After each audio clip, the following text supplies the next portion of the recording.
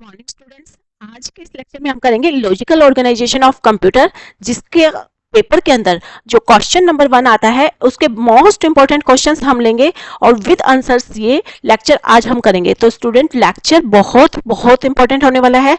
तो अगर आप पेपर में इस लेक्चर को करके जाते हैं तो डेफिनेटली आपका कॉन्फिडेंस भी बूस्ट अप होगा और आपके पेपर में बहुत अच्छे मार्क्स भी आ जाएंगे। Welcome to one beat extra computer classes. तो स्टूडेंट, अगर आप इस चैनल पर नए हैं तो इसे सब्सक्राइब करके हमारे साथ जुड़ जाएं, क्योंकि इसके साथ साथ और भी पार्ट्स आपके लिए लाए जाएंगे और जिनके अंदर इंपॉर्टेंट क्वेश्चंस को रखा जाएगा। जो पेपर के अंदर जो क्वेश्चन आता है that is question number 1 is compulsory carrying 16 marks 8 questions of 2 marks each. तो ये जो क्वेश्चन नंबर 1 रहता है कंपल्सरी क्वेश्चन, ये होता है 16 मार्क्स का ये क्वेश्चन रहता है, जिसके अंदर 8 क्वेश्चंस पूछे जाते हैं और हर एक क्वेश्चन 2 मार्क्स का होता है, यानी टोटल 16 मार्क्स का ये क्वेश्चन रहता है। इसके अंदर जो ये 8 क्वेश्चंस पूछे जाते हैं ये आपके कंप्लीट सिलेबस में से कवर अप किए जाते हैं।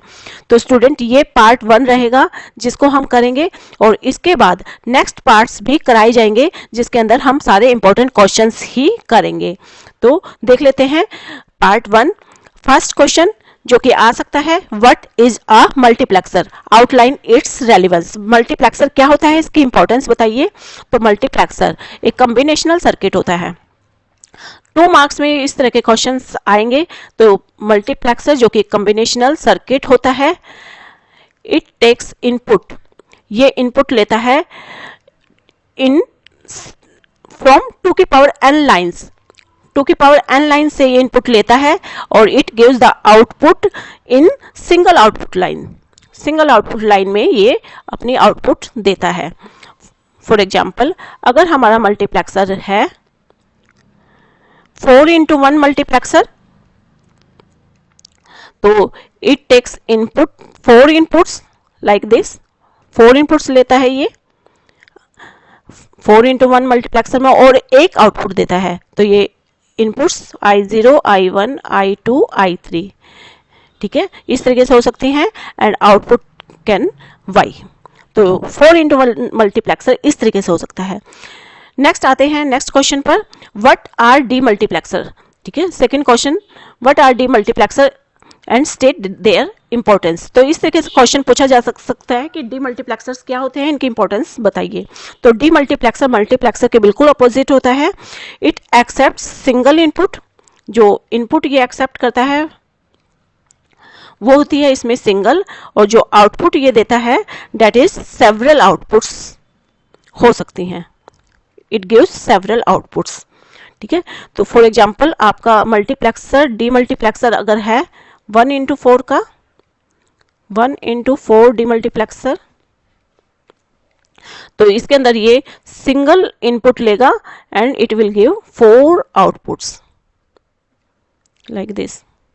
ठीक है, तो यह इनपुट इसका नेम दे देंगे और आउटपुट्स जो कि हो सकती हैं D0, D1, D2, D3, ये भी हमने इसको नेम दे दिया। तो ये होता है डी मल्टीप्लेक्सर। नेक्स्ट आते हैं नेक्स्ट क्वेश्चन पर।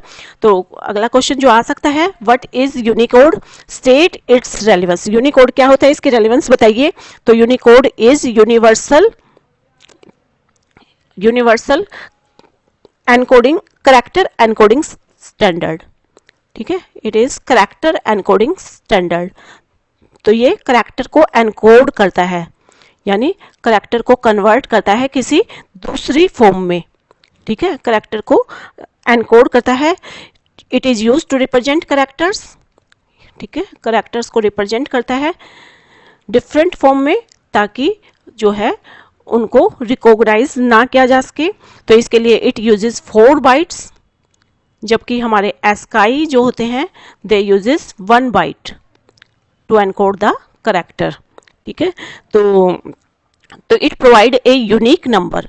हर एक कैरेक्टर को रिप्रेजेंट करने के लिए it provide a unique number for every possible character. तो इन कैरेक्टर्स को जो है कन्वर्ट करता है यूनिक नंबर के अंदर। ठीक है, जिसको कहते हैं एनकोडिंग। तो इस तरीके से ये होता है यूनिकोड। नेक्स्ट जो इंपॉर्टेंट क्वेश्चन आ सकता है वो लाइक दिस, इस तरीके से आ सकता है कि आपको लेफ्ट हैंड साइड दी जा सकती है और आपको ये प्रूव करनी है राइट हैंड साइड के इक्वली। तो एल्जेब्रिक क्विकली आपको ये प्रूव करना है। तो हम कोई भी जो बुलियन एक्सप्रेशंस हैं उनको हम सॉल्व करते हैं या तो लॉज के थ्रू या फिर के मैप के थ्रू। ठीक है, तो अभी हम लॉज के थ्रू ये जो है एक्सप्रेशन को सॉल्व करके देखेंगे। तो हमारा एक्सप्रेशन है लेफ्ट हैंड साइड का, that is X dot Y bar plus Y dot Z bar plus Z dot X bar. ठीक है, अब हम इसको सॉल्व करते हैं। यहाँ पे सबसे पहले हम देख लेते हैं जो भी मिसिंग टर्म है। ठीक है, यहाँ पे जेड मिसिंग है। अगर हम इसके को 1 से मल्टीप्लाई करें तो कोई इफेक्ट नहीं पड़ेगा इस इक्वेशन पर। ठीक है, तो हम कर सकते हैं 1 से मल्टीप्लाई। अब 1 जो कि कॉरस्पॉन्डिंग होता है जेड प्लस जेड बार। ठीक है, इसको अगर हम 1 कहें तो हमने लॉज में पढ़ा हुआ है कि a plus a bar is equal to 1।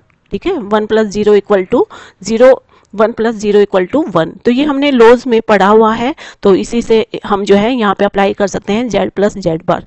तो जो भी हमारी मिसिंग टर्म होती है उसको हम जो है इस तरीके से लिखेंगे।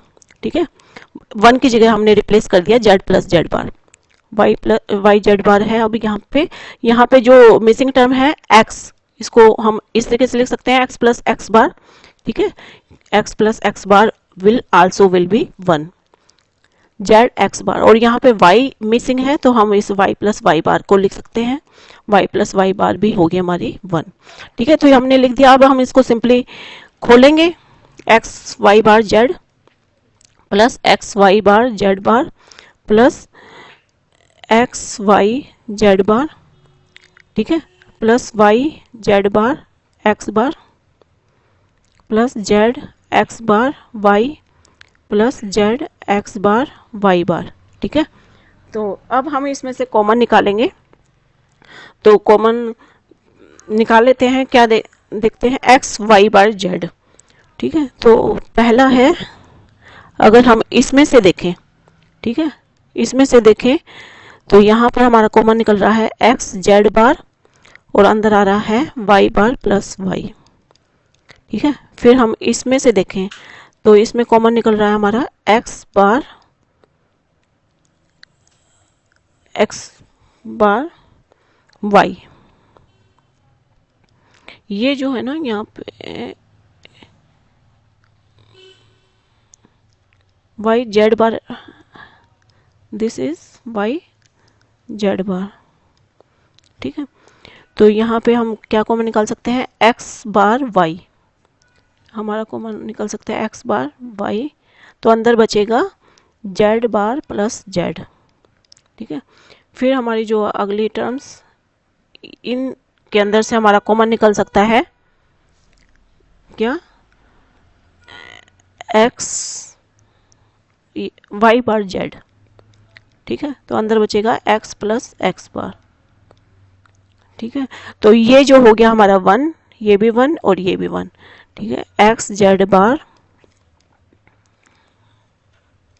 This is 1 plus x bar y, this is 1 plus y bar z, this is 1। तो अब आ गया ये x z bar plus x bar y, this is x bar y plus y bar z. तो ये हमारी आ गई राइट हैंड साइड के इक्वल। ठीक है, तो यही थी हमारा राइट हैंड साइड और यही जो है इक्वल आ गई। तो लेफ्ट हैंड साइड इक्वल आ गई है राइट हैंड साइड के। तो इस तरीके से आपने प्रूव करना है कोई भी इक्वेशन जो कि अलजेब्रिकली प्रूव करने के लिए पूछी जाए। नेक्स्ट क्वेश्चन जो कि आ सकता है, व्हाट इज ड्यूअलिटी प्रिंसिपल। तो ड्यूअलिटी प्रिंसिपल क्या होता है, ड्यूअलिटी प्रिंसिपल होता है जिसमें प्लस को इंटरचेंज कर दिया जाता है डॉट में और 0 को इंटरचेंज कर दिया जाता है 1 में। ठीक है, तो ये इंटरचेंज होता है, इंटरचेंज, दिस इज इंटरचेंज। तो इंटरचेंज का मतलब ये है कि जहां पर भी प्लस आएगा उसको हम डॉट में चेंज कर देंगे, डॉट आएगा तो प्लस में चेंज कर देंगे, 0 आएगा तो 1 में चेंज कर देंगे, 1 आएगा तो 0 में चेंज कर देंगे। जैसे for example a B plus a plus 0, इस तरीके का अगर कुछ है तो आप ये जो यहाँ पे डॉट है इसको चेंज करेंगे प्लस में। इसका ड्यूल अब अगर आप निकालेंगे तो ए प्लस बी, अब प्लस को चेंज कर देंगे डॉट में और यहाँ जो ये प्लस दिख रहा है इसको भी चेंज कर देंगे डॉट में और 0 दिख रहा है इसको चेंज कर देंगे 1 में। ठीक है, तो a plus b dot a, this will be the answer. तो ये होता है ड्यूअलिटी प्रिंसिपल में। Next we see the next question, convert a B plus a c into POS form. तो आपको ए बी प्लस ए सी को convert करना है पीओएस में, तो इसके लिए स्टेप्स रहते हैं। ठीक है, एसओपी को अगर आपको कन्वर्ट करना है पीओएस में तो इसके लिए स्टेप्स रहते हैं। पहला स्टेप, टेक ड्यूल, पहले आप ड्यूल ले लें। सेकंड स्टेप, मल्टीप्लाई आउट, फिर आप मल्टीप्लाई करें यानी सिंप्लीफाई कर लें। फिर रिमूव रिडंडेंसी, रिडंडेंसी अगर है तो उसको रिमूव कर दें। Next step is take again dual, फिर से आपको एक बार ड्यूल लेना होता है। तो ये स्टेप रहते हैं। फॉर एग्जांपल ये क्वेश्चन सॉल्व करके देखते हैं, ए बी प्लस ए सी, अब हम इसका लेंगे ड्यूल। पहले इसका ड्यूल लेंगे और ड्यूल है, डॉट को चेंज कर देंगे प्लस में, यहाँ डॉट है इसको चेंज कर दिया प्लस में, और प्लस को चेंज कर देंगे डॉट में। ठीक है, अब इसको मल्टीप्लाई आउट करेंगे।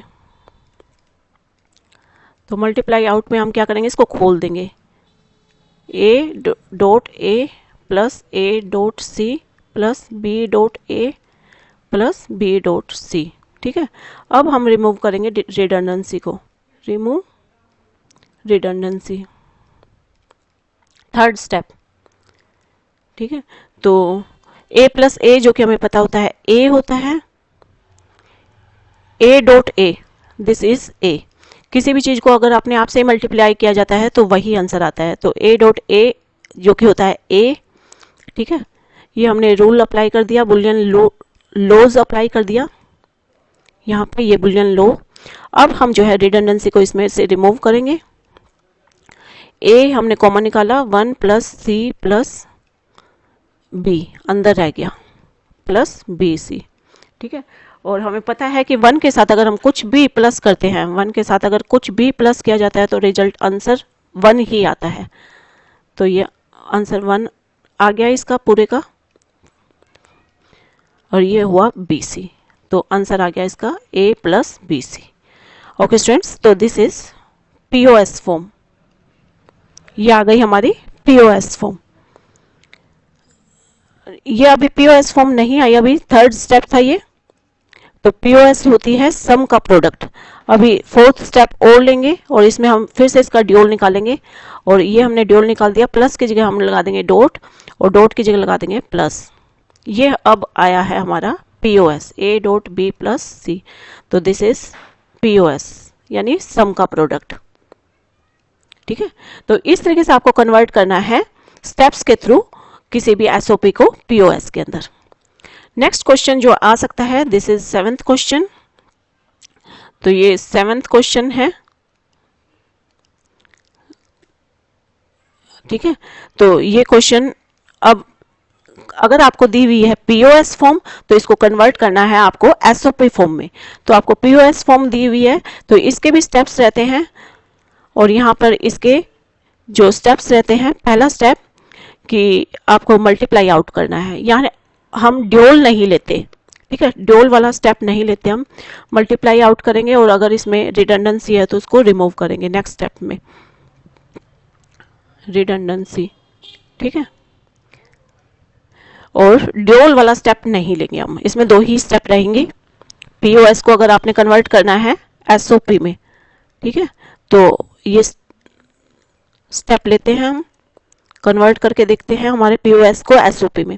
पहला स्टेप मल्टीप्लाई, तो हम इसको करेंगे, पहला स्टेप अप्लाई करेंगे मल्टीप्लाई आउट।